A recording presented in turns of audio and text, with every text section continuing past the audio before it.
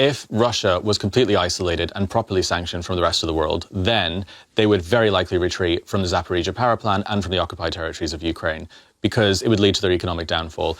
The main exporter of Russia right now is oil and gas. That is the backbone of their entire society. They don't export much else other than terrorism. And so the core of it is that the top 7 companies and organizations and countries that trade with that oil are companies and countries that we have international trade with. If we turned around to those countries, India, Turkey, NATO member, countries we're already very, very close with, and say, if you continue to trade with Russian oil and gas and ship it and use your ports to facilitate it, then we're no longer going to do business with you. They would stop it straight away. They would choose the collective West over Russia. This would happen within days, weeks, months. This is absolutely achievable. Turkey could do it. Turkey is one of the largest buyers of Russian gas. If that pressure was properly applied, and if there was enough political will, then Russia would be completely unable to export its oil and gas at a rate that would continue it to function as a society. And this would stop. Easy. And it is totally achievable if the will is there. And again, that begins with information and enough people realizing what we're up against and what the threat is. Because if Russia is faced with extinction, it's very likely that they would withdraw. They would withdraw from, if this was the terms, if the West said, you withdraw from the occupied territories, you get the hell out of Donetsk, and you leave this power plant, and you stop your aggression against Ukraine, or these 7 countries and these 10 companies stop trading with you, it's very likely they would stop and they would pull back. But that we're nowhere near that. The sanctions right now are conversations about frozen Russian assets. Putin doesn't care about frozen Russian assets. You know, whether Ukraine should be given a loan, it's great. It's good for Ukraine. It carries things on for longer. It carries on the functioning of Ukraine. But real, actual, tangible results will be doing that. It's totally achievable. Final one, I think I just wanted to add that recently, more and more often, I see messages from the Kremlin propaganda, from what Putin is saying, what Peskov is saying, and Lavrov is saying, that somehow they are just trying to persuade the West they are not going to attack Europe. Putin is saying he's so surprised that Europe is so concerned. And he said just a few days ago, why are you so concerned? We're not about to attack you. Lavrov said the same, that even more. Lavrov said that we are a part of Europe. We always wanted to be. And especially after such of the messages going from Moscow, I know that it could be something potentially heavy, like it happened with Ukraine. Because in 2022, the late 2021, all the messages from Moscow was, no, we're just having trainings next to the Ukrainian border. We're just brothers. We're not going to attack them. This is nonsense. And what happened a few months later?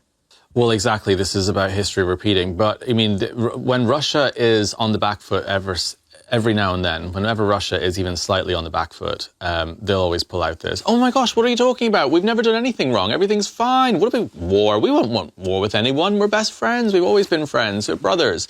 They're pissed off that Orban is out, that Ukraine's getting the 19 billion loan. They are trying to appear as friendly and sort of kind and nice right now, because I think they're realizing that Europe are getting more and more sick of their shit. They're getting more and more sick of what they're doing. The EU celebrated when Orban was out and the loan could be released. And I think that they are realizing that very slowly, even though too little too late, the collective West are getting more fed up with Russia. The Baltics are now, you know, building new defense lines. Yes. They're taking it more seriously.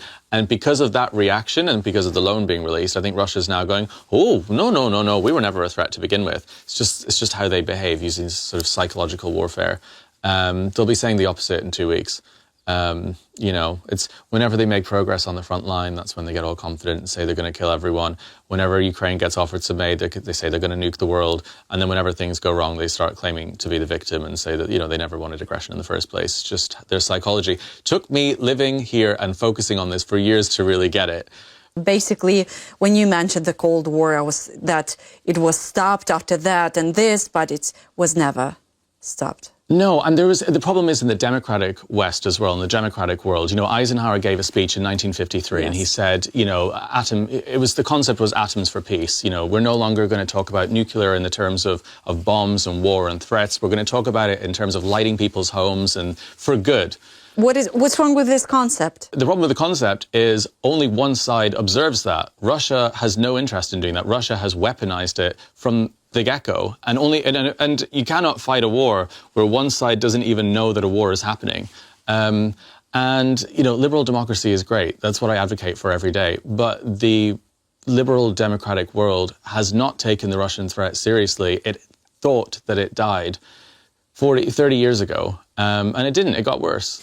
So basically Russia is in a state of war, even if it's called with the West, but just the West don't want to see it.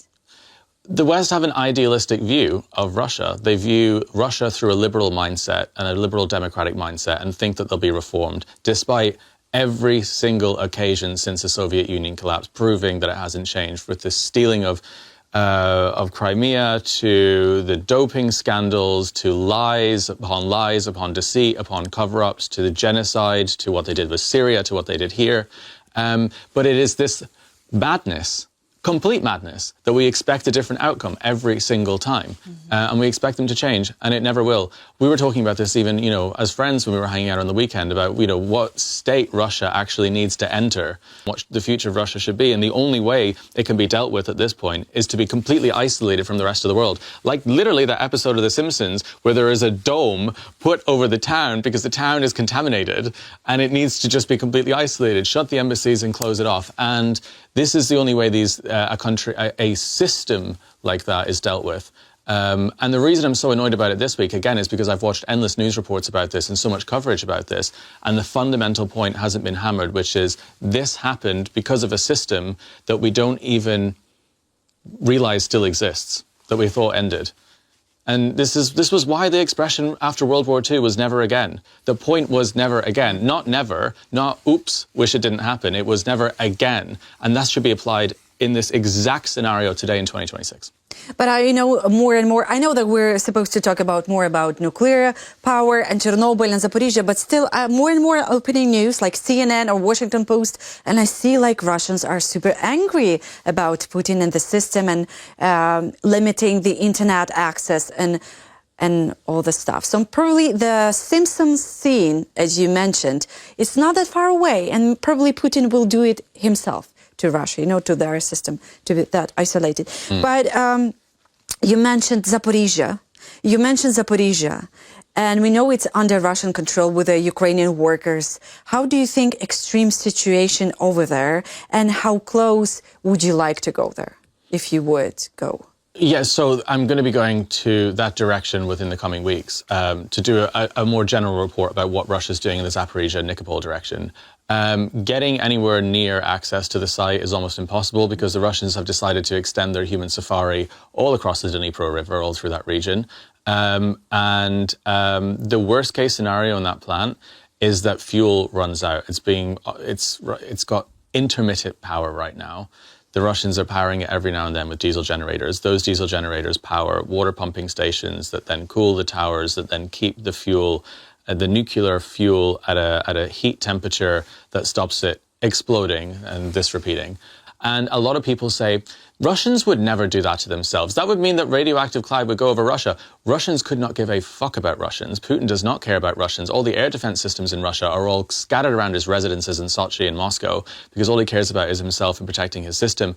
If there was a giant cloud of nuclear waste that flew over Rostov-on-Don or certain regions, he wouldn't care. Russians don't care about themselves, and they don't take the threat of anything quite seriously. They didn't care about it back 40 years ago. They're not going to care about it now. Again, it is a system of humans as disposable. Again, it's applying our democratic liberal mindset to a completely different system that does not value human life. It is very likely that could happen, and that they would be pretty indifferent. Then a follow-up question about that one. If Russians are not blowing up Zaporizhzhia power plant now, it's not because of the safety for people, because of other reasons.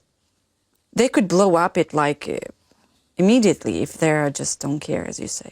I mean, there's two outcomes that I see with it. One is if Russia gets to a point where they're about to be economically destroyed, or they can no longer facilitate the promises that Putin has promised his people of expanding his ridiculous imperialist ideas, that they would do something like that to permanently contaminate Ukraine. Because the Russian mindset is, if we can't have it, no one can have it. We've seen this in Kherson.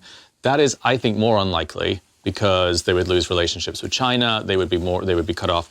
The most likely scenario is negligence. which is a huge part of what caused this, is lack of communication. When Chernobyl was going on, you know, we have all these conversations, we were talking about this, between the scientists and the engineers and upper command. They didn't want to communicate to upper command and to the upper echelons of the elite Russian society what was going on with the dysfunction. And a situation like that could happen here. If something runs out, something goes wrong, the people running the Zaporizhzhia plant might not want to pass on that information because the same system exists that created Chernobyl. And then you get this kind of like silo of no one wanting to, basically no one wanting to tell Putin. No one wanting to say, oh, this is about to happen, because they don't want to get thrown out of a window. You know, this is probably the most likely threat, is complete and total negligence and lack of communication. Because we're letting a completely dysfunctional system run a nuclear reactor. You know, yeah, that was my question. What happens when countries like Russia, in a state of war, are just treating such a places as a nuclear power plant, not a you know, critical infrastructure, an important one and dangerous one, but just as a leverage in a war? The same people that are running the Zaporizhzhia power plant, Europe's largest nuclear power plant, intentionally flew a drone into the Chernobyl shield last year. This is the same people. That is everything you need to know. And there's no further conversation to be had about it. They're not afraid of radiation, they're not afraid of waste. In World War II, the Soviets blew the Zaporizhzhia dam and killed between 30 and 50,000 of their own soldiers just because they were retreating, and they don't care. They don't care about human life. You know, this has happened here on these lands in World War II. And it's all, when it comes to Russia, it's always about repeating itself, and the same sort of madness, you know? Can nuclear energy ever be safe if there is no transparency and honesty around it? Well, no, that is the critical question, because communication is what led to this escalating so much as well, and the reason that containment took so long. Countries should only be able to create nuclear fission, should only be able to operate with nuclear materials if they operate in a transparent, democratic society. If they do not have a democratic, transparent society, then they should not be able to have nuclear weapons, because it doesn't just affect them, it affects the rest of the world, every single one of us. You know, the children of Chernobyl are still alive today with deformed parts of their bodies. Yeah. You know, we're still feeling the effects of it. You were telling me when you were growing up, you know, how it was.